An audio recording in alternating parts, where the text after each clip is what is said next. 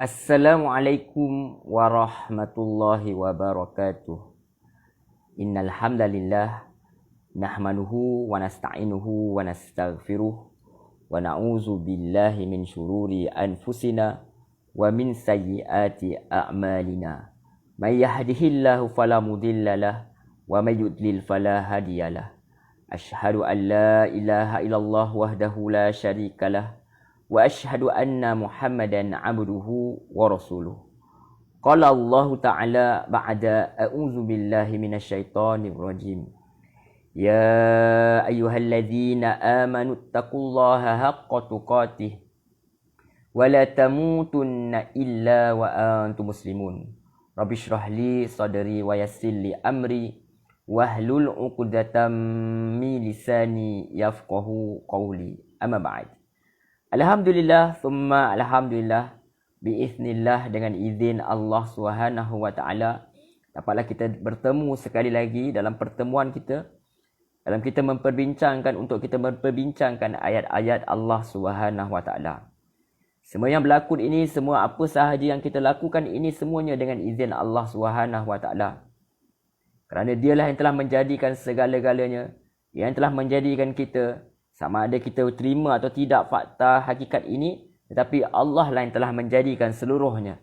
Maka Allah jugalah yang telah memberi kita kekuatan untuk kita mempelajari apa yang terdapat dalam Al-Quran ini. Jadi Allah Subhanahu Wa Taala sebelum ini telah pun kita melalui ayat-ayat, kita telah lalui pun ayat-ayat daripada surah Al-Fatihah. Sehinggalah sampailah kita sampai kepada ayat 169 Al-Baqarah. Semua itu dengan izin Allah Subhanahu Wa Taala. Sebelum kita melanjutkan perbincangan kita, apa khabar tuan-tuan, puan-puan, muslimin, muslimat yang dirahmati Allah Subhanahu Wa Taala? Semoga tuan-tuan, puan-puan berada dalam keadaan yang sihat, dalam sejahtera, sentiasa dirahmati Allah Subhanahu Wa Taala dan dipelihara oleh Allah Subhanahu Wa Taala.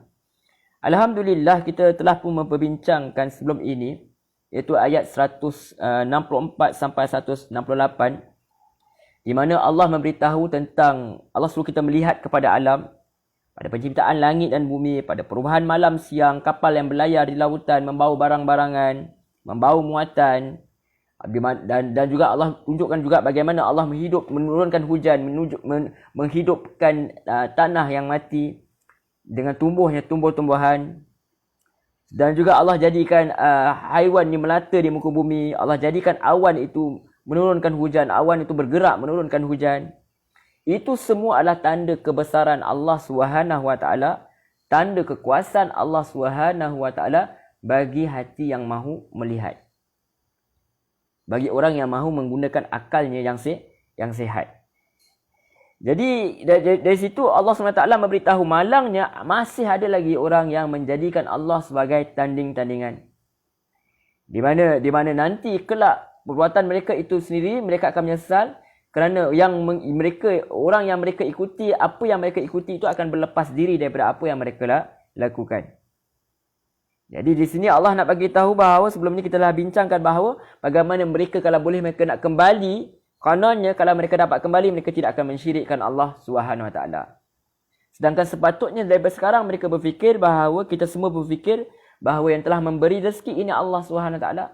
Dan tidak sepatutnya kita mensyirikkan Allah Subhanahu Wa Taala setelah Allah itu mencipta kita, Allah memberi kita rahmat, Allah memberi kita pelbagai prasana, Allah bagi kita makan. Akhirnya kita apa? Akhirnya kita mensyirikkan Allah Subhanahu Wa Taala. Itu suatu perkara yang tidak sangat patut. Kerana Allah bagi tahu kat kita, jangan sesekali mengikut langkah syaitan, mengikut petunjuk syaitan. Sebab apa yang kita buat ini, apa angan-angan yang syaitan datangkan, yang syaitan beritahu bahawa ikutlah perkara ini, perkara itu, sembahlah selain daripada Allah, itu semua adalah hasutan syaitan. Kerana apa? Kerana dia mahu kita ikut dia kelak masuk ke dalam neraka Allah Subhanahu Wa Taala. Itu antara yang telah kita perbincangkan sebelum ini. Baik.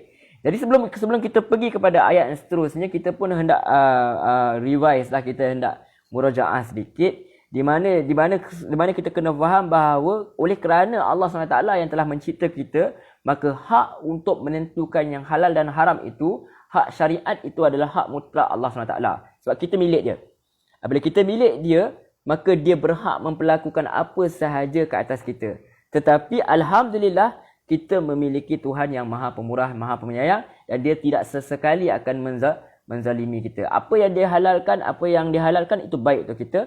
Apa yang dia haramkan itu ketentuan dia. Sama ada buruk itu kita nampak ataupun dia adalah sebagai ujian kita. Kalau kita ambil perkara tersebut, dia akan menyebabkan diri kita buruk. Menjadikan kita itu tidak baik pada kita. Misal harta, sutra misal kata. Perempuan bila pakai sutra, lelaki tak boleh. Apa hikmah dia hanya Allah SWT tahu. Tetapi kemungkinan kalau kita boleh mengambil segala-galanya, maka kita menyebabkan diri kita menjadi sombong. Misal kita minum dalam bejana cawan emas misalnya, itu perkara itu dilarang misalnya dalam hadis ada diceritakan perkara tersebut. Maka kalau kita ambil juga, kita akan fikir apakah kerosakannya? Kerosakannya barangkali bukanlah kepada fizikal kita, tetapi kepada moral kita itu sendiri, menjadikan kita sombong. Sedangkan ada orang tak cukup makan, kita masih lagi boleh bermewahan lebih daripada itu, iaitu meminum daripada cawan emas itu sendiri. Wallahu a'lam. Berkenaan hukum hakam, kena tanya yang lebih pakar lah untuk menjelaskan perkara ini. Tetapi itu sebagai asas, sebagai tadabbur kita yang ringkas ini, insyaAllah. Baik. Jadi sebelum kita berjalan mengembara lagi dalam Al-Quran ini, kita kena faham hak syariat itu, hak menggubal undang-undang itu adalah hak mutlak Allah Subhanahu wa Ta'ala. Jadi kita kena lihat sebab itu. Kerana apa? Kerana dia dah bagi kita makan antaranya. Jadi kita akan lihat selanjutnya Allah SWT akan memberitahu kita, mengajar kepada kita tentang apa yang sepatutnya kita lakukan di muka bumi Allah Subhanahu wa Ta'ala ini. Jadi kita sebagai pelajar Al-Quran, sebagai orang yang belajar Al-Quran, kita mesti sentiasa membuka hati kita, membuka dada kita ini untuk menerima apa saja yang teguran yang datangnya daripada Sang Pencipta itu sendiri. Wallahu a'lam. Tayyib. Kita masuk terus kepada ayat 170. A'udzu billahi minasyaitonir rajim. Aku berlindung kepada Allah daripada godaan syaitan yang direjam. Bismillahirrahmanirrahim. Dengan nama Allah yang Maha Pemurah lagi Maha Penyayang. Wa idza qila lahumuttabi'u ma anzalallah. Dan apabila dikatakan kepada mereka, ikutilah apa yang telah diturunkan oleh Allah, qalu bal nattabi'u ma alfayna alaihi aba'ana. Apa jawab mereka? Apabila dikatakan kepada orang-orang yang mensyirikkan Allah SWT ini, yang kufur kepada Allah SWT ini, supaya ikut apa yang diturunkan oleh Allah SWT. Bermakna apa? Bermaksud apa? Rasul-Rasul ini tidak mencipta syariat mereka sendiri, tidak menulis kitab mereka sendiri. Mereka ambil direct daripada Allah SWT melalui perantaraan Jibril AS. Jadi dikatakan kepada mereka ini supaya apa? Ikut apa yang diturunkan oleh Allah SWT. Oleh pencipta undang-undang itu, penggubal undang-undang, penggubal syariat itu. Kerana dia tahu apa yang baik untuk manusia. Tetapi apa yang mereka kata? Qalu bal nattabi'u ma alfayna alaihi aba'ana. Dia kata apa? Mereka jawab tak. Kami hanya akan ikut apa yang kami perolehi daripada nenek moyang kami. Itu dia. Sebab tu kita selalu dengar orang kata, aku lebih dulu makan garam, aku lebih dulu makan garam. Kadang-kadang yang makan garam tu ada benda yang kita boleh ambil. Ada manfaat yang kita boleh ambil daripada garam. Tetapi kalau terlebih, maka kita akan apa? Kena darah tinggi. Kalau nak kata lebih dulu makan garam, Abu Lahab pun lebih dulu makan garam daripada kita. Abu Jahal pun lebih dulu makan garam daripada kita. Jadi garam yang jenis mana yang boleh bermanfaat kepada kita, itu yang kita kena pilih. Memang itu secara naturalnya, kita lahir memang kita akan ikut apa yang mak ayah kita buat. Apa yang orang tua kita buat. Orang tua kita pun buat apa yang orang tua dia buat. Itu perkara biasa. Itu bukanlah sesuatu perkara yang dilarang. Tetapi apabila manusia itu sampai tempoh dewasa, semakin dewasa, akhirnya dia akan memilih jalan hidup dia sendiri. Kalaulah misalnya masa dia kecil-kecil tu, dia duduk rumah papan misal. Di kampung misal dia tinggal. Tetapi apabila dia pindah ke bandar ke apa, dia ada duit, dia boleh beli rumah teres, dia beli rumah banglo. Dia tidak duduk seperti mana yang ibu bapa dia tinggal sebelum ini. Maksudnya, suka tidak suka, manusia akan berlaku perubahan. Ayah dia mungkin seorang penulis getah, dia mungkin seorang doktor. Jadi sentiasa manusia itu akan berubah. Suka tidak suka. Tetapi anehnya, apabila disuruh mengikut apa yang didatangkan oleh Allah SWT, yang itu manusia berat sikit. Apabila melibatkan pegangan, melibatkan pegangan hidup, mereka tak boleh nak ubah perkara tersebut. Sedangkan yang melibatkan fizikal, yang melibatkan makan, ayah dia makan nasi, dia makan pizza. Boleh pula dia berubah bab tu. Sedangkan apabila Allah itu mahukan perkara yang baik untuk dia, yang itu susah untuk dia berubah. Yang itu dia kata dia nak ikut nenek moyang dia. Bab makan dia boleh ikut, bab siapa pun dia boleh ikut. Nenek moyang siapa pun dia boleh ikut. Tetapi bab agama, dia berat sedikit. Yang itu. Bab yang melibatkan adat istiadat. Misal adat istiadat tak ada masalah. Tetapi ada kadang-kadang yang membawa kepada khurafat, yang membawa kepada syirik. Sepatutnya kita sedia untuk mengubah perkara tersebut, kerana dia adalah perintah daripada Allah SWT. Apabila bertembung apa yang kita mahu dan apa yang pencipta itu mahu, maka kita kena mendahulukan apa yang pencipta itu mahu, sebab pencipta itu tahu apa yang baik untuk kita.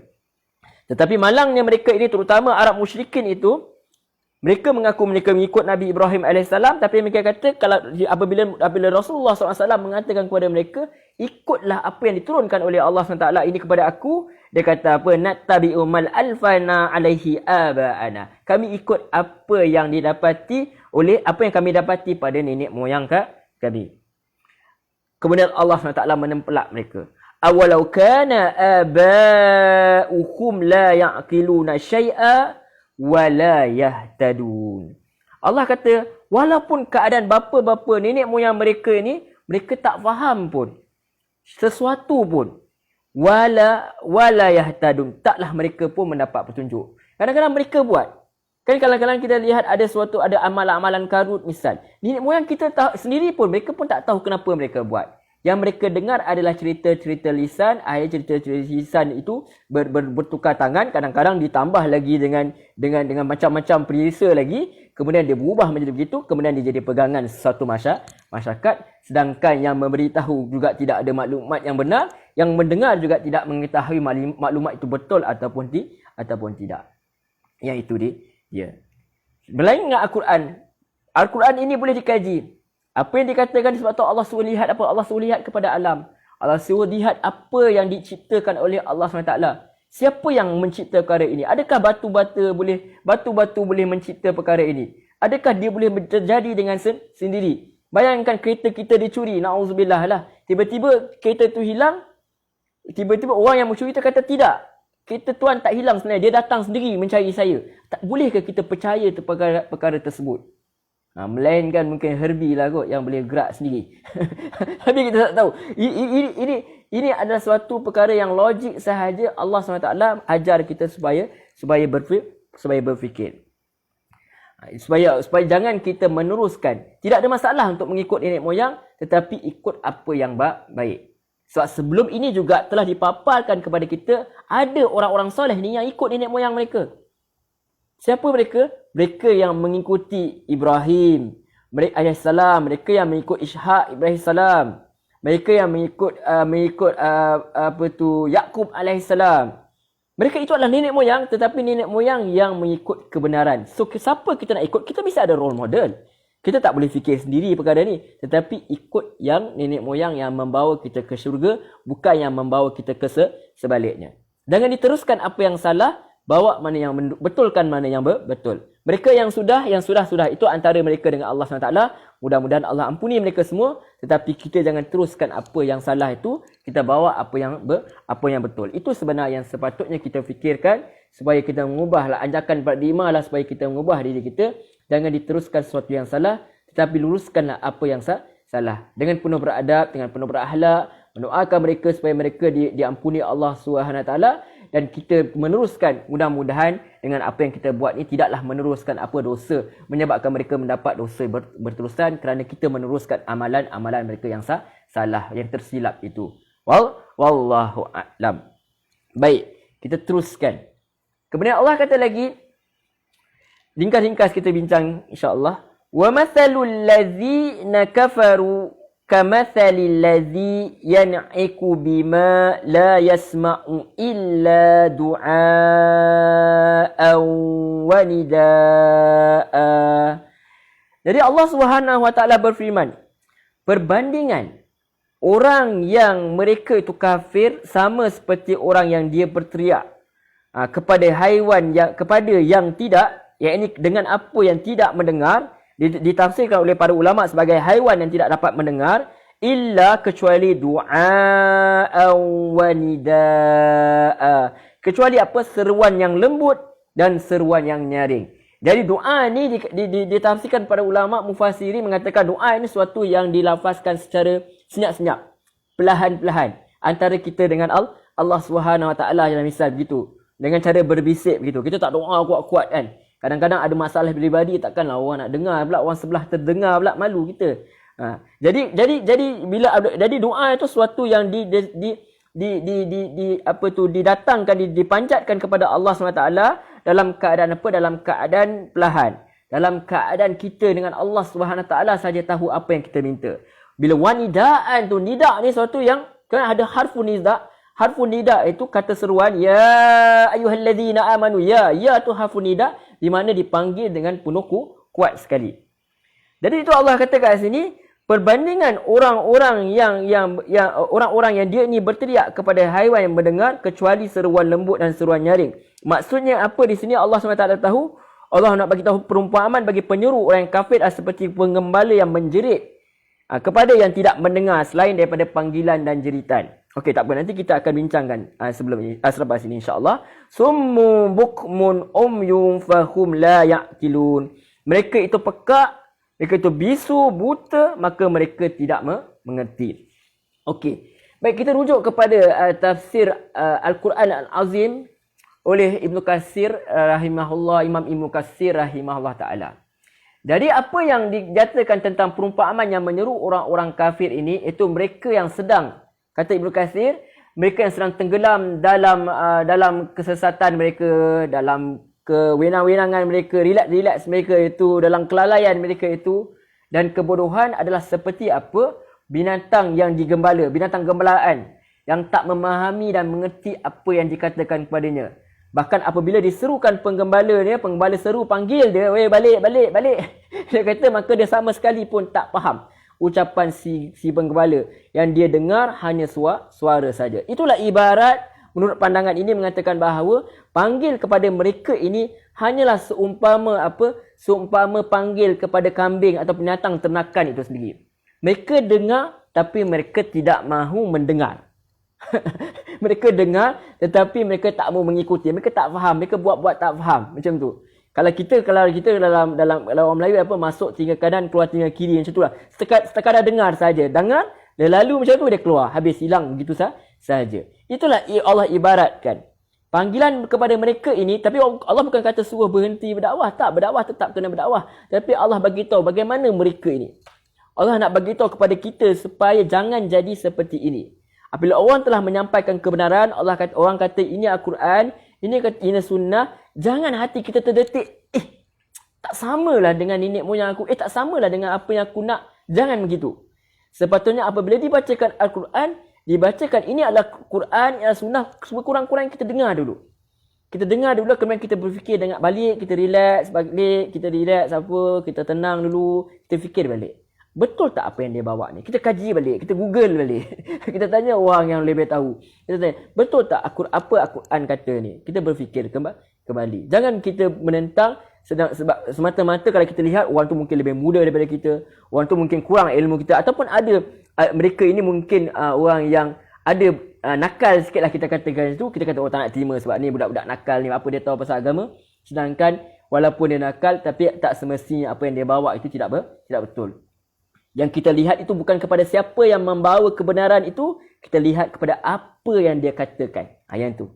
Itu sebenarnya yang kita kena ubah diri kita, bukan siapa yang membawa tetapi apa yang dibawa. Soal dia amalan dia itu apa tu, itu dia antara dia dengan Allah SWT. Kalau kita boleh tegur, kita tegur dengan baik. Tetapi yang lebih penting adalah apa yang dia bawa itu. Baik, kita balik kepada sini. Jadi apa yang Allah bagi tahu kat sini, bagi tahu kepada mereka ni sebab apa? Mereka telah kuat memegang amalan nenek moyang ni, sesuatu yang sudah dipegang, sudah mendarah daging, ini susah untuk diubah. Sebab tu kita jangan mula buat suatu maksiat ke suatu kejahatan kan, dikhawatiri dia jadi darah daging. Dia jadi darah daging ni dia susah nak buat dah. Dia susah nak ubah. Orang kata bad habit, create the bad habit. Bila kita create bad habit ni, lebih baik jangan praktis daripada kita create bad habit. Ada orang kata macam tu kan. Kalau create bad habit ni lagi susah kita nak ubah. Bila kita mendekati sesuatu amalan yang salah, ataupun mendekati amalan-amalan orang-orang yang kurafat ini, maka dia mendarah daging, akhirnya dia jadi ideologi, dia susah untuk ubah. Maka bila orang bagi tahu kepada kebenaran, dia seperti umpama orang tu memanggil kepada apa? Kepada binatang ternak yang hanya mendengar, dia dengar suara tapi dia tak faham apa yang diperkatakan. Wallahu a'lam. Baik, kita rujuk pula dalam tafsir Al-Misbah. Jadi dalam tafsir Al-Misbah menariknya dia bawa dua pandangan. Dia kata maksudnya perumpamaan orang yang menyeru orang-orang kafir kepada kebenaran adalah seperti pengembala yang berteriak. Sama seperti mana Ibnu Katsir yang kata tadi, Rasul atau para juru dakwah diibaratkan dengan pengembala, kata beliau. Sedang para pengikut tradisi yang usang itu seperti binatang, seperti haiwan. Mereka yang diajak itu sama dengan binatang. Keduanya mendengar suara panggilan dan teriakan, tetapi tidak memahami atau tidak dapat memanfaatkan suara panggilan itu. Dan menurut beliau lagi, beliau membawa pandangan yang kedua. Beliau kata ayat ini juga boleh jadi bererti, kata beliau, wallahu a'lam, orang-orang itu dalam ibadah dan doa mereka kepada Tuhan mereka seperti pengembala yang berteriak kepada binatang yang tidak mendengar. Di sini orang kafir itu diibaratkan dengan pengembala dan Tuhan yang mereka sembah itu diibaratkan serupa dengan haiwan. So dua pandangan dia bawa. Kita katakan wallahu a'lam. Kita ambil manfaat kepada kedua-duanya. Wallahu a'lam. Jadi orang-orang kafir ini, mereka yang mempertahankan atau sesiapa sahaja, untuk orang Islam sendiri, kita sendiri yang Islam sendiri pun, kalau kita mempertahankan satu tradisi yang lama, yang klasik ni, yang usang itu, yang buruk lah, yang bertentangan dengan Islam itu sendiri, maka dia menyebabkan kita jadi orang yang seperti mana? Kita jadi orang yang ni seperti mana kita ni pekak, kita ni bisu, kita ni buta dan kita tidak memahami. Bermaksud apabila kita telah mempertahankan suatu perkara tanpa ilmu, akhirnya kita menjadi orang yang pekak kepada kebenaran, kita tidak mahu mendengar kebenaran, kita gagal untuk melihat kebenaran itu sendiri dan kita tidak mahu menyebarkan kebenaran itu. Sebab kita khawatiri apa? Khawatiri dia bertentangan dengan apa yang telah dipegang selama ini. Tradisi yang telah mendarah daging, ini suatu perkara yang tidak boleh diubahkan. Kalau tidak, dia akan menconteng arang ke muka keluarga kita misalnya. Itu menyebabkan kita susah untuk menerima kebenaran. Bukan semua tradisi, bukan semua adat istiadat itu perlu dibuang. Tidak begitu. Tetapi kalau dia apa yang bertentangan dengan Allah SWT, dia mungkin perlu diubah sedikit. Dia perlu diinovasi sedikit. Supaya apa? Supaya dia mendekati apa yang Allah SWT mahukan. Wallahu a'lam. Kalau tidak, dia akan menyebabkan hati kita mati, hati kita mahu mengikut syahwat, mengikut apa yang kita mahu, apa yang nenek moyang kita mahu. Akhirnya kita tidak menjadi hamba kepada Allah SWT. Akhirnya kita menjadi hamba kepada nenek moyang kita dan syahwat kita sendiri. Wallahu a'lam. Itu Islam mengajar. Al-Quran, Allah SWT didik kita supaya apa? Supaya sentiasa berfikir, sentiasa mengkaji, sentiasa mengikuti dalil yang datangnya daripada Allah SWT. Kerana kita kena faham, ini manual book kita, ini buku panduan kita. Allah yang jadikan kita, so Allah yang tahu apa yang terbaik buat kita. Baik, kita terus masuk ayat 172, ringkas. Ya ayyuhalladzina amanu kulu min tayyibati ma razaqnakum washkuru lillah in kuntum iyyahu ta'budun. Allah SWT terus pergi kepada ayat 172 ni. Allah bagi tahu kepada kita, wahai orang-orang beriman, ya ayyuhalladzina amanu. Menarik sebab tadi Allah dah bagi tahu kat orang kafir ni, mereka tak nak dengar. So orang beriman yang patut dengar dahulu. Jadi contoh yang terbaik dulu. Kalian dengar. Kalian orang beriman, kalian dengar. Lepas ni kalian cuba sampai kepada mereka. Ini yang nak bagi hidayah ni aku. Jadi ya ayyuhalladzina amanu, wahai orang-orang yang beriman, kulu min tayyibati ma razaqnakum. Makanlah kamu daripada yang baik-baik apa yang kami rezekikan kepada kamu. Jadi awal-awal tadi program kita tadi, pertemuan kita tadi, halakah kita tadi, kita katakan bahawa yang bagi kita makan siapa? Yang bagi kita makan Allah SWT. Jadi dia berhak untuk menggubal apa saja undang-undang, dia berhak untuk bagi tahu apa yang kita boleh makan, apa yang kita tak boleh makan. Sebab yang menjadikan makanan itu adalah Allah SWT, yang memberi rezeki itu juga adalah Allah SWT. So dia semua banyak. Kita boleh kata 90% adalah makanan dalam dunia ini adalah halal, 10% begitu sahaja yang haram. Banyak yang halal, sikit-sikit sahaja yang haram. Jadi kenapa nak pergi lagi kepada yang haram, sedangkan kita dah boleh makan segala-galanya, dengan pizzanya, dengan steaknya, dengan nasi dagangnya, dengan nasinya, dengan apa sahaja yang kita makan, dengan rotinya. Name it, kita boleh makan semua benda. Cuma beberapa perkara sahaja yang Allah tidak benarkan. Itu sahaja sebagai kerana Allah tahu apa yang terbaik buat kita, dan juga sebagai ujian kepada kita sama ada kita hendak ikut perintah Allah SWT ataupun kita hendak menjauhilah, ataupun kita hendak menentang Allah SWT. Jadi Allah kata, makanlah wahai orang-orang beriman, makanlah oleh kamu daripada apa yang baik-baik yang kami rezekikan kepada kami, dan syukurlah kepada Allah SWT, berterima kasihlah kepada Allah SWT, in kuntum iyyahu ta'budun. Ini yang paling menarik. Allah kata apa? Allah kata makan apa yang baik-baik yang kami dah bagi kepada kamu, kemudian bersyukurlah kepada Allah. Tetapi Allah sebut selepas itu, akhir ayat ini, akhir ayat 172 ni, in kuntum iyyahu ta'budun. Jika kamu adalah hanya kepadanya kamu sembah. Jadi apa makna syukur? Apa maksud terima kasih ni? Terima kasih ini betul dengan kita sebut alhamdulillah. Segala puji bagi Allah. Betul. Dengan lisan kita memperakui perkara tersebut. Tetapi dia tidak cukup dengan itu. Kalau kita setakat cakap dapat rezeki, alhamdulillah, alhamdulillah, alhamdulillah. Setakat itu sahaja, tetapi kita tidak beribadah, kita tidak memperhambakan diri kepada Allah SWT, maka bermaksud kita belum bersyukur kepada Allah SWT. Ini yang Allah ajar kepada kita. Jadi tanda kita syukur kepada Allah SWT bukan sekadar di lidah saja, tetapi dibuktikan dengan perbuatan, dengan kita memperhambakan diri kepada Allah SWT, dan kita ikut apa sahaja yang dia suruh. Dia kata makan yang ni, makan yang itu, jangan makan yang ini, dan melalui menjauhi larangan dia, kita ikut. Itu tanda kita syukur kepada Allah SWT. Jadi syukur ni bukan sesuatu yang boleh dibuktikan dengan perkataan. Oh, terima kasihlah ya Allah, terima kasih ya Allah. Tapi malam kita buat perkara yang bermaksiat kepada Allah SWT, yang Allah kita benci. Jadi bukan itu. Jadi bagaimana nak tahu kita bersyukur, kita kena lihat bagaimana kita dengan wahyu Allah SWT, bagaimana kita dengan perintah Allah SWT, bagaimana kita dengan larangan Allah SWT, maka itu yang akan membuktikan bahawa kita ini memperhambakan diri kepada Allah SWT. Sebab tu bila kita katakan ta'budun, bukan maksudnya sembah saja. Sembah ramai orang menyembah. Orang menyembah Allah SWT ni, alhamdulillah, orang Islam ni lahir-lahir, dia semua dia kurang-kurang Jumaat mesti dia pergi sembahyang. Jadi sembah. Tapi yang lebih daripada itu, perkataan ya ta'budu ni, kamu sembah ni bermakna kamu memperhambakan diri kamu. Kamu memperakui bahawa kamu ni hamba, yang Tuhan tu adalah master. Master maksud tuan kamu. Jadi kamu ni hamba, tidak ada apa-apa, tidak ada milik apa-apa, tidak memiliki apa-apa, melainkan apa yang Allah SWT kurniakan kepada kamu. Itu adalah pemilik sebenar. Kita bukan pemilik. Sebab tu syurga, Allah tak kata kamu pemilik syurga, kamu pewaris syurga. Allah yang mewarisi syurga itu kepada kamu. So kita ambil daripada Allah SWT. So kena bodek dia lah. Kena minta kat dia. Kena supaya sampai Allah redha kat dia, redha kat kita. Itu sepatutnya kita dengan Allah SWT. So tanda syukur itu dapat apa daripada apa? Dapat dibuktikan dengan apa? Dengan kita mematuhi perintah Allah SWT. Wallahu a'lam. Jom kita lihat apa kata Ibnu Katsir dengan ayat ini. Okey, melalui firman dia, Allah SWT kata, Ibnu Katsir rahimahullah bagi tahu kat kita dalam tafsir dia, tafsir Al-Quran Al-Azim.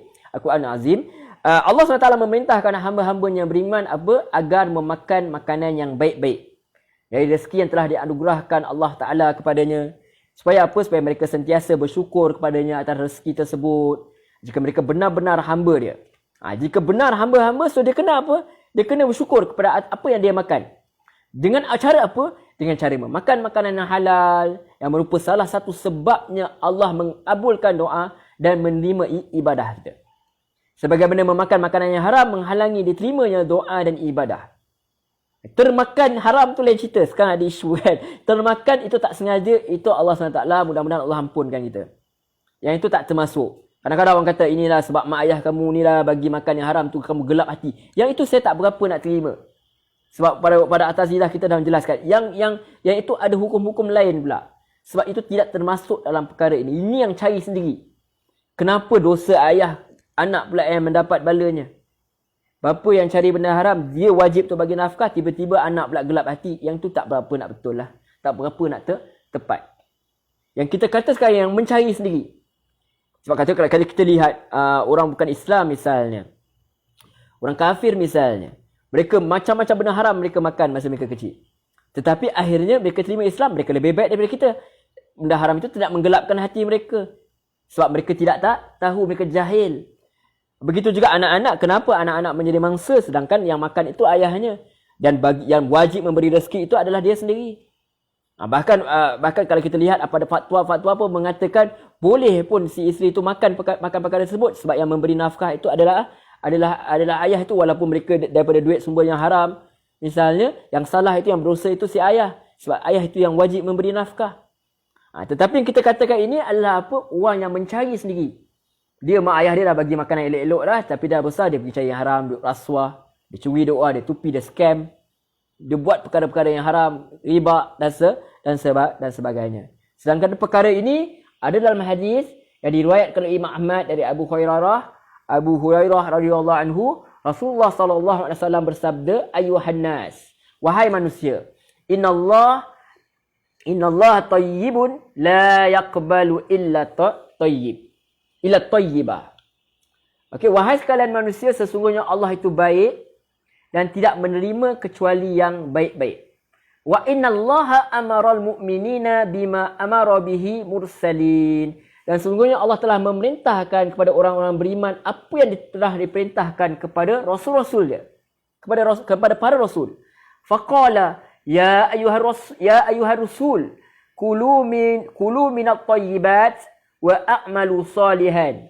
Inni bima ta'maluna alim. Apa yang Allah SWT kata kat sini, Allah kata, Nabi cerita kat kita ni hadis Allah cerita kat apa yang Nabi cerita kepada kita dalam hadis. Dia kata Allah telah perintahkan, Allah kata sesungguhnya Allah itu, wahai sekalian manusia, sesungguhnya Allah itu baik dan tidak menerima kecuali yang baik-baik. Sesungguhnya Allah telah perintahkan kepada orang beriman seperti mana yang Allah perintahkan kepada para rasul juga. Dia berfirman, hai para rasul, makanlah makanan yang baik-baik dan kerjakanlah amal soleh. Sesungguhnya aku maha mengetahui apa yang kamu kerjakan. Quran surah Al-Mu'minun ayat 51. Kemudian kita sambung hadis ni. Summa zakarar rajula. Kemudian Nabi cerita. Dia kata kemudian Rasulullah menceritakan. Dia cerita berkenaan apa? Tentang seorang lelaki. Summa zakarar rajula. Kemudian Rasulullah cerita berkenaan seorang lelaki ni. Yutilus safar. Dia apa? Dia datang dalam keadaan safar, dalam keadaan perjalanan, dalam keadaan bermusafir, dalam keadaan pengembaraan, dalam keadaan dia berjalan dalam keadaan yang jauh. Apa dia kata? Apa yang berlaku kat dia? Ash'atha aghbar. Ash'atha aghbar. Kemudian apa? Rambut dia kusut. Yamuddu yadayhi ila minta maaf. Apa jadi yutilus safar, dia dalam perjalanan jauh. Ash'asar aghbara yamuddu yadayhi ila sama. Dia ni apa dia kata? Rambut Nabi cerita kat kita, rambut dia kusut masai, pakaian dia berdebu. Bila rambut kusut masai, pakaian berdebu, maksudnya dia datang dalam keadaan yang jauh lah. Dia ada tanda-tanda dia ni adalah seorang pemusafir di padang pasir lah barangkali di perkara ni berlaku. Maka apa dia buat? Yamuddu yadayhi ila sama. Dia angkat tangan dia ke langit. Dia kata apa? Ya Rab, ya Rab, ya Rab, ya Rabbi, ya Rab, ya Rabbi, ya Rab, ya Rab, ya Rabbi, ya Rabbi, wahai Tuhanku, wahai Tuhanku, ya Rabbku, ya Rabbku. Tapi apa kata Nabi? Wa mat'amuhu haram. Makanan dia haram. Wa mashrabuhu haram. Minuman dia haram. Wa malbasuhu haram. Pakaian dia haram. Wa wudhiya bil haram. Apa dia buat lagi? Dia dibesarkan dengan sesuatu yang haram. fa anna yustajabu lidzalik. Bagaimana mungkin Allah nak mengabulkan doa dia? Hadis ini diriwayatkan oleh Imam Muslim dalam kitab sahihnya dan juga At-Tirmizi rahimahullah taala. Allahu akbar.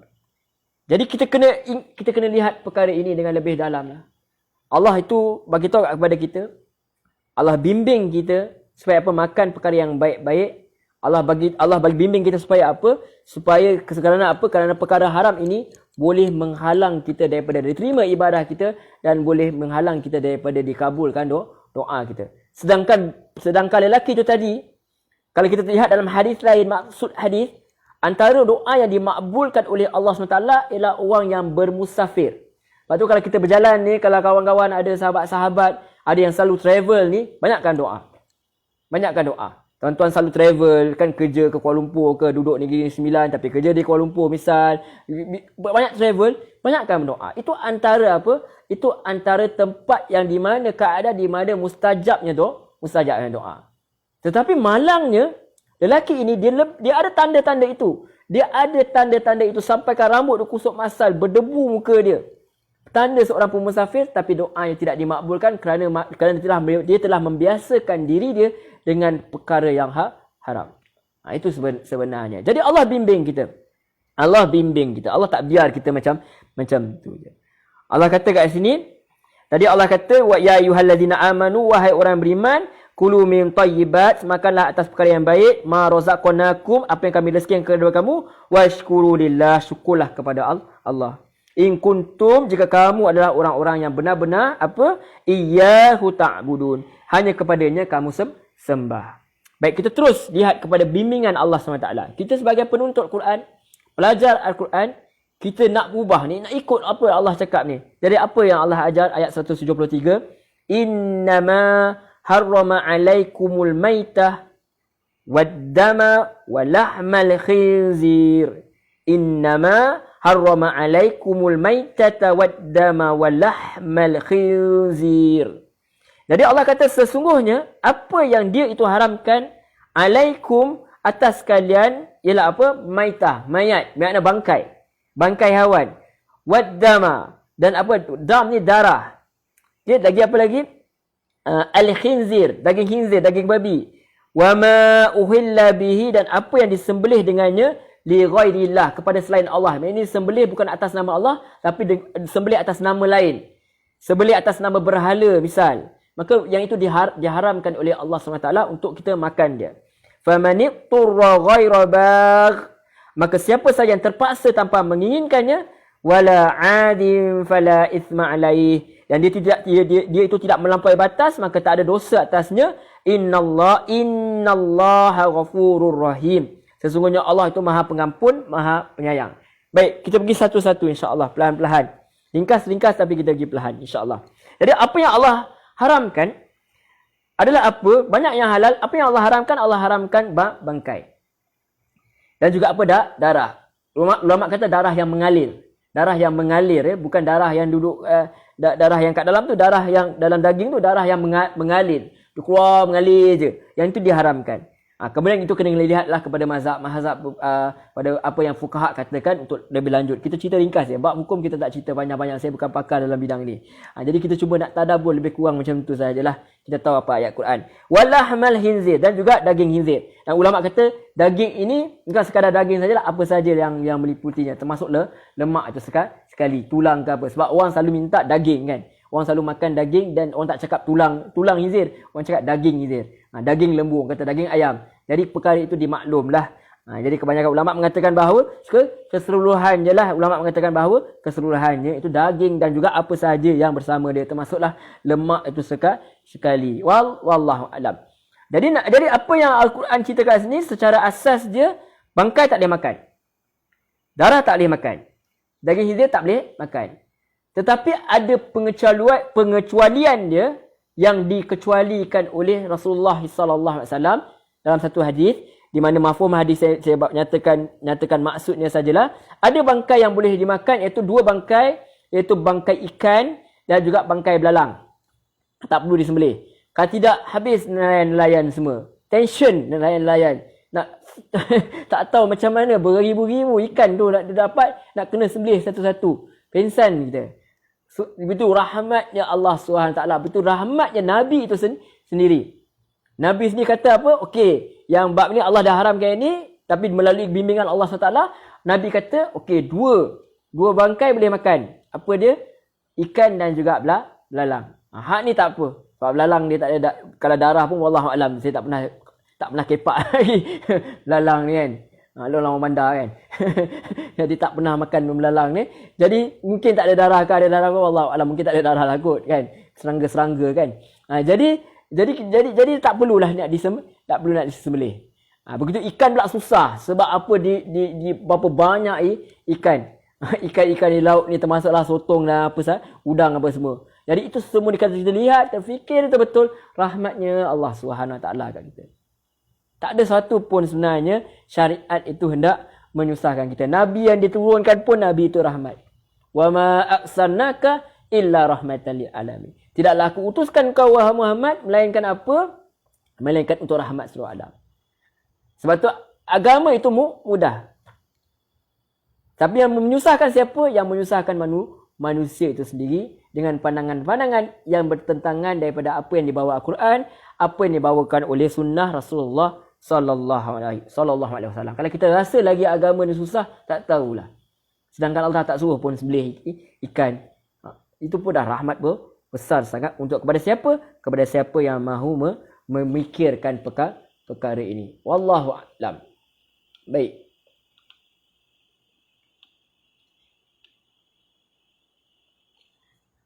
Itulah Allah SWT. Jadi adalah perkara-perkara haram yang lain yang akan diceritakan dalam hadis Nabi, pandangan para ulama, yang itu kita tak bawa lebih lanjut lah. Cuma ni Allah bagi tahu yang asas yang dinyatakan direct daripada Al-Quran. Jadi wama uhilla bihi, apa yang sembelihkan dengannya dengan nama selain daripada Allah, tak boleh kita sembelih dengan nama Lata ke nama Uzza ke, atau kita sembelih sayang ke anak bongsu misal, kita sembelih dengan nama dia terus tak jadi. Terus makanan tu tidak boleh dimakan. Dia kena apa? Sembelih dengan nama Allah. Sembelih dengan nama Allah. Bismillah. Dengan nama Allah. Tapi rahmat Allah SWT itu menunjukkan bahawa syariat ini Allah yang kontrol. Itu dia bukan berkenaan perkara itu sahaja. Bukan berkenaan perkara itu sahaja memudaratkan. Itu adalah hikmah sampingan. Tetapi yang lebih penting adalah kita tak makan babi ni bukan sebab apa, ada kata kononnya ada cacing ke apa tu, wallahu alam, kita tak tahu perkara tersebut. Sebab tapi kalau satu hari nanti kalau betul lah ada cacing cacing tu hilang sekalipun, tetaplah kita tak boleh makan sebab Quran kata tak boleh makan. Jadi sebab tu ada masa ketika kita boleh makan. Sebab yang mengubal undang-undang itu Allah SWT, dan dia kata ada ketika aku bagi. Bila kita lihat kat sini, famanitturra ghaira baq, maka siapa yang terpaksa tanpa menginginkannya, wala adil fala ithma alaihi, dan dia tak melampaui batas, maka tak ada dosa atasnya. Innallaha ghafurur rahim, sesungguhnya Allah tu Maha Pengampun, Maha Penyayang. Allah sendiri dah jelas awal-awal surah Al-Fatihah, Allah kata Allah Maha Pemurah, Maha Penyayang. So ada ketika misal manusia tu sesat dalam hutan misalnya, ya tak ada apa nak, yang melintas tiba-tiba hizir melintas, babi hutan lintas. So letak perangkap pun masuk itu. Harap-harap ayam hutan masuk, tak, yang masuk babi hutan. Ataupun kerimau yang masuk ke. Jadi makan yang cara bukan makan mentah-mentah, itu makan bakar bagian elok-elok boleh supaya boleh masuk makan. Tetapi makan bukan sampai kenyang, makan bukan sampai bergembira sampai dah kat rumah bawa balik, dah keluar dari hutan bawa balik bagi pula kat keluarga, bukan begitu. Yang makan sekadar, saya ingat guru saya seorang dulu kata, yang mengajar-mengaji dekat Kemaman dulu, Ustaz Saad apa dia. Semoga Allah sentiasa memelihara dia, Allah membalas kebaikan kepada dia. Dia lah yang ngajar-ngaji kat kita. Dan saya dulu, kami dan dulu dengan sahabat-sahabat kat sana, kat Kemaman dulu. Jadi dia antara dia kata cukup sekadar meluruskan tulang belakang lah. Maksudnya sekadar kita ni boleh kuat nak berjalan lah. Nak mencari jalan tu sementara nak keluar daripada hutan tu.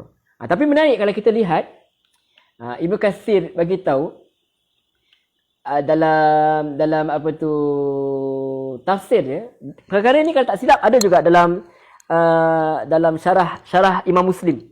Syarah Sahih Muslim tu kalau tak silap ada juga perkara tersebut. Di mana dia beritahu hal yang sama diriwayatkan, dia kata kat sini dari Sa'id bin Jubair, dia kata apa, membolehkan membawanya sebagai bekal yang dapat menghantarnya kepada makanan halal, dan jika telah ditemukan makanan yang halal hendaknya bekal itu dibuang. Lihat tak macam mana ulama fikir. Ulama fikir dengan logik sekali, dengan penuh apa yang kita kata relevan lah, relevan. Nak tangkap, nak merangkap babi hutan ke atau rimau, kata nak rimau nak tangkap 2-3 kali geram ni. Jangan duk buat main. Takkan nak tangkap banyak kali. So selagi mana belum keluar tu boleh disimpan sebagai bekal, sampailah jumpa kepada makanan yang halal tu, maka perlu dibuang.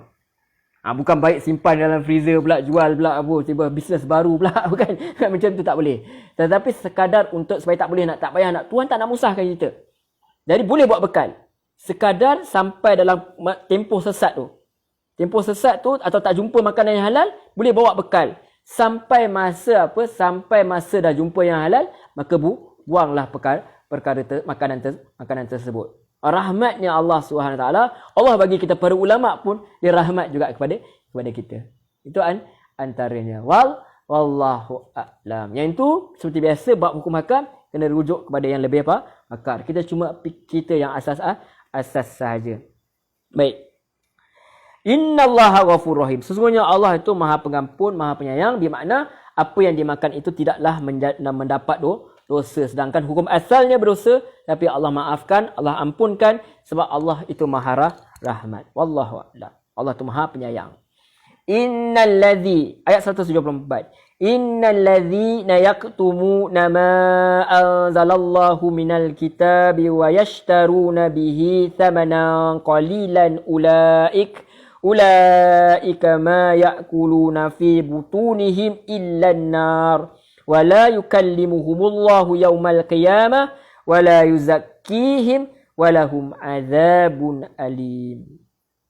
Jadi Allah kata, Allah beritahu kat kita, siapa yang mereka ini menyembunyikan apa yang Allah telah turunkan. Sebab ada di kalangan ahli kitab ini, mereka menghalalkan apa yang Allah haramkan, mereka haramkan apa yang Allah halalkan, bertentangan apa yang kitab mereka bawa.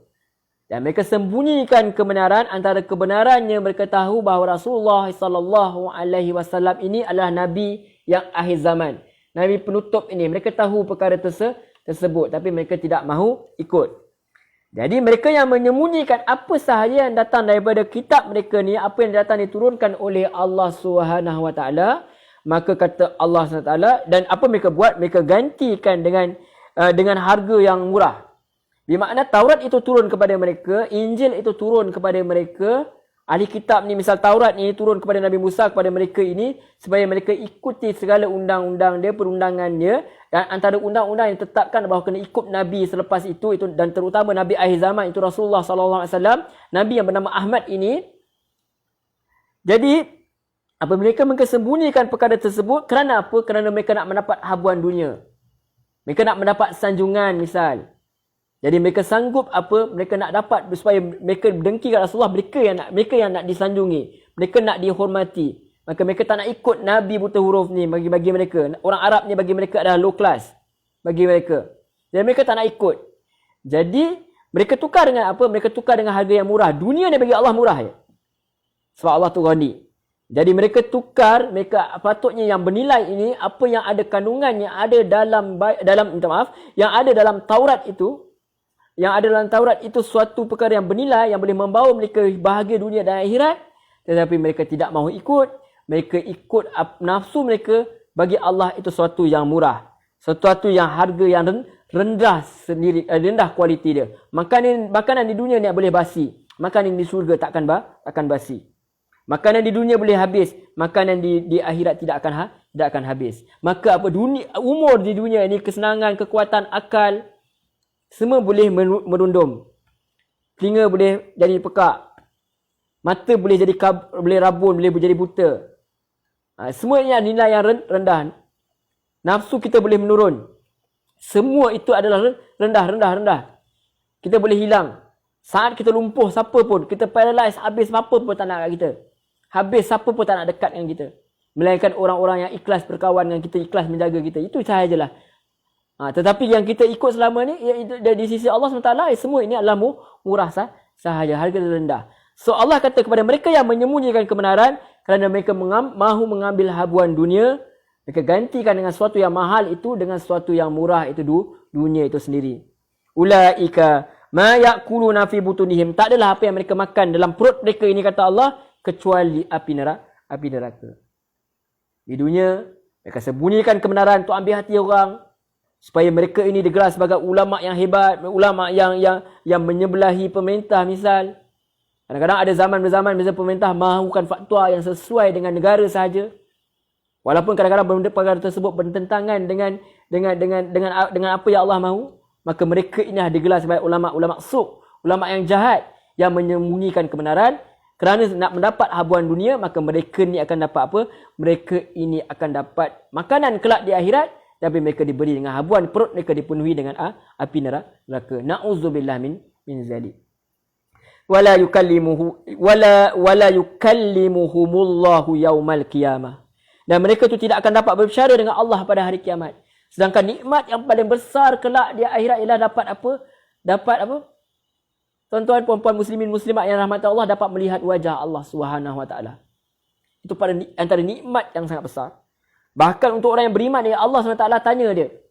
Ada satu hadis, tanya dalam keadaan tak ada orang lain. Dalam keadaan hijab begitu, tak ada orang nampak. Dia tanya, Allah tanya, apa kamu dah buat? Kamu dah buat ni macam ni, kamu dah buat macam ni, kamu dah buat macam ni. Lebih kurang maksud hadis. Dia kata, ya. Aku dah buat. So Allah kata, aku tutup aib kau di dunia, maka aku di akhirat aku tutup juga. Untuk orang yang beriman. Tak dipaparkan keaiban dia itu dengan syarat dia itu sentiasa bertaubat, istighfar kepada Allah Subhanahu Wa Taala. Dan memperbanyakkan kebaikan. Sebab kebaikan tu menghapuskan dosa-dosa. Okey, baik.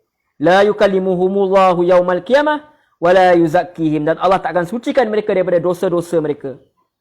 Kalau di akhirat ada perkara-perkara yang baik, Allah lihat, ada perkara yang baik, Allah ampunkan, Allah maafkan. Allah bersihkan manusia itu di akhirat untuk orang yang beriman.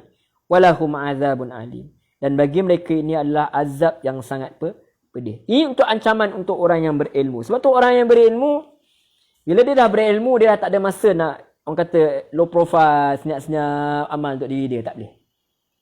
Ulama tu warisatul anbiya. Ma makna ulama? Ulama makna orang-orang yang berilmu. Orang-orang yang berilmu, tak kira lah banyak mana ilmu dia, tetapi dia ada ilmu, maka dia kena sampaikan semampu dia.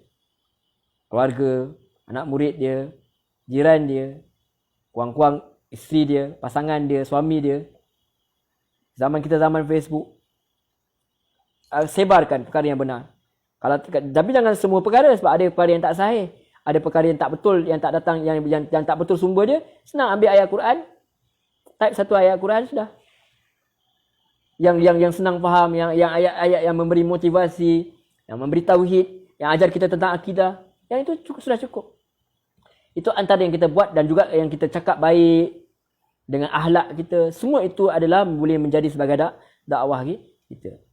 Baik. Jadi ada ancaman untuk orang yang menyembunyikan kebenaran, terutama ahli-ahli kitab ini. Mereka yang telah diberi kitab, kemudian mereka tidak mahu menyampaikan kerana tidak sesuai dengan apa yang ada dalam diri mereka, tak sesuai dengan hawa nafsu mereka, tak sesuai dengan ajaran nenek moyang mereka. Wallahu a'lam. So ayat terakhir sekali,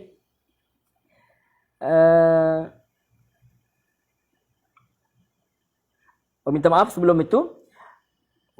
Belum lagi, ayat bawah ayat 174, fi butunihi ilan nar wala yukalimullah. Kemudian Allah katalah sekali, walahum azabun alim, dan bagi mereka itu siksa yang sangat pedih. Baik, kita teruskan ayat 175. Ulaikal ladzi nashtarawud dhalalata bil huda wal azaba bil maghfirah fama asbarahum 'alan nar. Allah kata mereka itulah orang-orang yang menukar ganti, orang yang membeli kesesatan, ad-dhalalah bil huda, dengan petunjuk. Dia dah dapat petunjuk, tetapi dia buang, dia lemparkan petunjuk itu ke belakang, dia lemparkan kitab dia ke belakang, dia ambil kesesatan. Bagi mereka inilah siksaan. Bagi mereka ini adalah siksaan. Allah kata kat sini, mereka tukar kesesatan itu dengan petunjuk, dan mereka tukar, mereka beli azab dengan keampunan. Mereka buang. Mereka dah dapat keampunan, mereka buang keampunan ni, mereka beli azab Allah Subhanahu Wa Taala. Allah dah offer dalam Quran, dalam kitab-kitab terdahulu, Allah offer supaya Allah ampunkan. Supaya Allah ampunkan mereka, Allah bagi kebenaran, Allah ampunkan segala dosa mereka. Kalau mereka ikut Islam, misal ahli kitab mereka Islam, mereka dapat 2 pahala, tetapi mereka lempar petunjuk Allah SWT dan mereka lempar keampunan Allah SWT. Yang mereka dapat ialah kesesatan, yang mereka dapat ialah azab Allah SWT. Sedangkan Allah tu by default dia, Allah itu adalah sangat maha pemurah, maha penyayang. Itu asalnya. Tetapi orang yang tidak mahu mengikut Allah, dia telah membuang keampunan Allah SWT itu, dia beli apa? Dia beli azab Allah SWT, dia beli azab Allah SWT dan dia beli kesesatan. Dia beli kesesatan dan dia beli azab Allah SWT. Fama, kemudian Allah kata, Allah tempelak mereka ni, Allah perli mereka, Allah sindir mereka. Allah kata, fama ausbarahum 'alan nar. Maka alangkah sabarnya mereka ini ke atas api neraka. Itu antara teknik yang Allah SWT gunakan. Kalau manusia pun kita guna kan, kalau mak ayah kita pun kata kan, kalau kita jatuh ke apa, nak tengah cakap, mak kata, bagus, buat lagi. Bagus. Kan? Sebenarnya tak bagus. Tetapi dia kata, bagus. Apa nak menimbulkan lagi rasa tertekan kita itu? Kerana apa? Kerana melanggar perintah dia, arahan dia. Gitu Allah SWT. So Allah guna satu perkataan yang nak bagi dia rasa tension lagi. Tambah lagi azab dia. Sabar betul kau dengan azab Allah Subhanahu Wa Taala itu. Tetapi bagi manusia yang masih membaca ni, sepatutnya dia faham, Allah tengah sindir aku ni. Kita sakit, saya lah, saya tak nak cakap orang lain, sakit gigi pun Allah ya Akbar. Tak boleh dah tahan dah. Macam manalah ibu-ibu semua boleh melahirkan anak. Allah bagi kepada para ibu ni, terima kasih kepada mereka semua. Sedangkan kita ni, saya lah, sakit gigi pun dah, Allah, sampai ke kepala ses. Itu pun dah tak tahan dah. Bagaimana dengan azab Allah SWT kelak di neraka. Sebab Allah kata, betapa sabarnya. Fama asbarahum, betapa sabarnya. Alan-nar, kamu ni atas azab Allah SWT. Yang ni api neraka. Dzalika bi anna Allah nazzala al-kitaba bil haqq. Ayat terakhir, ayat 176 yang kita bincang hari ini. Demikian itu, kerana sesungguhnya dia telah menurunkan kitab dengan benar. Wa innal ladzina ikhtalafu fil kitabi lafi shiqaqin ba'id. Yang demikian itu kerana Allah telah menurunkan kitab Al-Quran dengan membawa kebenaran, dan sesungguhnya orang-orang yang bersih faham tentang kitab itu, sesungguhnya mereka dalam perpecahan yang jauh. Jadi Allah SWT sebenarnya offer kepada kita untuk apa? Semua manusia untuk kembali kepada kitab yang satu, iaitu Al-Quran, di mana kitab-kitab terdahulu itu telah dilengkapkan dengan Al-Quran ini. Tetapi dan apa yang ada dalam Quran ini adalah perkara yang benar, tetapi sesiapa yang masih lagi bersisih, maka mereka itu dalam persisihan yang jauh daripada kebenaran itu sendiri. Sebab tu kalau tadi dia kata apa, Allah telah menurunkan Alkitab dengan membawa kebenaran tanpa dalil.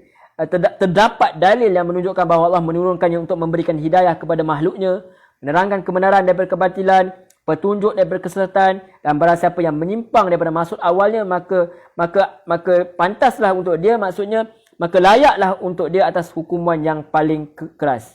Dan sungguhnya orang yang bersisih tentang Alkitab itu benar-benar dalam penyimpangan yang jauh. Maksudnya bahawa orang yang bersisih tentang kitab, beriman dengan sebahagian, ada yang kita ambil, macam kita orang Islam sendiri, kita ambil sebahagian, kita kufur kepada yang lain dan ingkar kepada sebahagiannya. Dan orang-orang yang merubahnya serta menyewengkannya menurut hawa nafsu dan tujuan mereka, mereka ni benar-benar dalam penyimpangan, yakni penyelewengan yang jauh daripada kebenaran, kerana mereka telah menyelisih kitab yang datang dengan kebenaran, dan pasti akan serasi dan tidak bertentangan langsung. Lalu kacaulah keadaan mereka dan banyaklah persisahan mereka yang akhirnya mengakibatkan perpecahan. Yang mengakibatkan manusia ini berpecah bukan Islam itu sendiri, yang menyebabkan manusia itu berpecah kerana apa? Mereka tidak mahu mengikut kebenaran.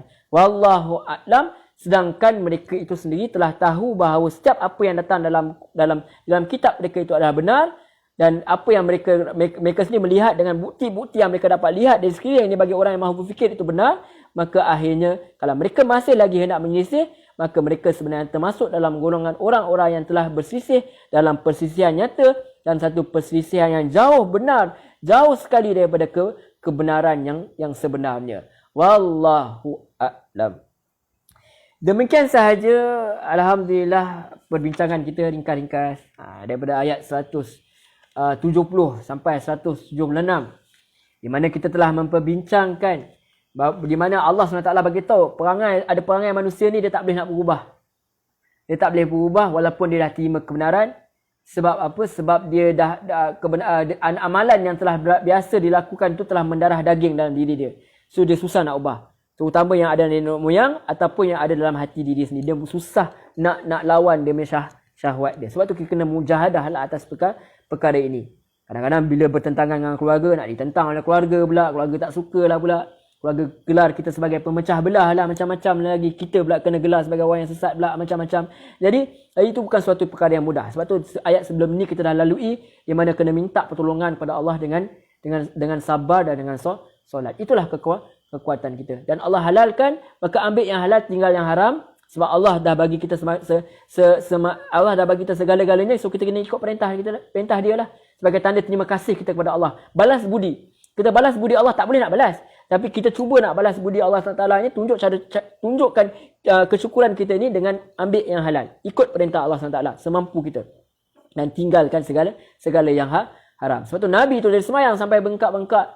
Sampai isteri dia tanya kat dia, kenapa dosa-dosa kamu dah diampunkan? Kenapa masih lagi nak buat perkara ni? Dia kata, salahkah aku nak jadi orang yang bersyukur. Yang berterima kasih kepada Allah SWT. Sebab Allah dah bagi Nabi tu makam yang tertinggi, tempat yang tertinggi. So dia buat lebih daripada ibadah, lebih daripada apa yang sepatutnya. So kita kena beribadah kepada Allah SWT, perhambakan diri kepada Allah dengan cara apa? Ikut secara segala suruhan dia dan jauhilah larangan dia. Dan juga kalau kita dah belajar sikit-sikit ni, sampaikanlah kebenaran dengan penuh hikmah. Dan jangan sembunyikan. Tapi bukan kerana kena sampai satu hari semua dalam satu hari. Tidak. Quran tu sendiri turun selama 23 tahun. Turunkan secara berperingkat-peringkat. Pilih mana ayat-ayat yang menenangkan manusia. Sampai dia jatuh cinta kepada Quran ini. Kalau orang kata tak kenal maka tak cinta kan. Kemudian barulah kita pergi sikit-sikit kepada perkara-perkara yang nak mengubah masyarakat ni. Dan mudah-mudahan yang nak membuka hidayah itu bukan kita. Yang nak buka petunjuk itu Allah SWT. Dan jangan sekali-kali rasa diri kita suci. Tidak, kita bukan terbaik. Kita hanya cuba untuk menjalankan perintah Allah SWT semampu kita. Sebab apa? Quran itu telah nyata. Kebenarannya telah nyata. Jadi orang yang menyisih kebenaran itu, mereka sebenarnya hakikatnya mereka telah menipu diri mereka sendiri. Dan mereka telah jauh menyimpang daripada kebenaran. Dan tanggungjawab kita untuk kembalikan diri kita kepada kebenaran. Dan tanggungjawab diri kita untuk terus untuk sebarkan kebenaran ni. Mudah-mudahan Allah memberi hidayah kepada kita semua. Wallahu'alam. Seperti biasa, saya mohon maaf banyak-banyak atas segala apa salah silap, terguris, tersalah bahasa, tersalah perkataan, terguris hati. Semua saya mohon maaf dan saya mohon ampun daripada Allah SWT. Dan ambil apa saja yang manfaat, fakta yang betul dan tepat. Mana yang sahih ambil, mana yang menyimpangi Quran dan Sunnah, mana tersalah, tersasut, tinggalkan.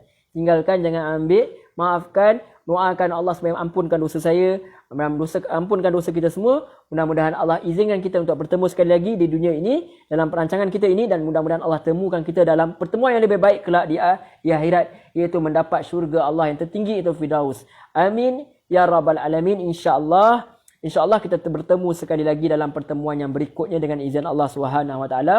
Mudah-mudahan Allah rahmati kita semua. Lindungi semua tuan-tuan, puan-puan, muslimin-muslimat. Jaga diri baik-baik. Teruskan berdoa kepada Allah SWT agar Allah angkat wabak ni daripada dunia kita. Jangan berputus asa dengan Allah SWT. Allah SWT itu boleh melakukan sesuatu yang penuh keajaiban. Dan yakinlah dengan perkara tersebut. Dan ini adalah ujian Allah SWT. Dan mudah-mudahan Allah SWT memberi ganjaran pahalanya kepada kita semua. Amin ya rabbal alamin. Kita tutup dulu pertemuan kita ini dengan tasbih kafarah. Subhanakallahumma wa bihamdik, asyhadu an la ilaha illa anta, astaghfiruka wa atubu ilaik. Wa sallallahu ala Muhammad wa ala alihi wa sahbihi wasallam, walhamdulillahi rabbil alamin. Wassalamualaikum warahmatullahi wabarakatuh. Terima kasih banyak-banyak tuan-tuan, puan-puan, muslimin, muslimat yang dirahmati Allah Subhanahu wa taala.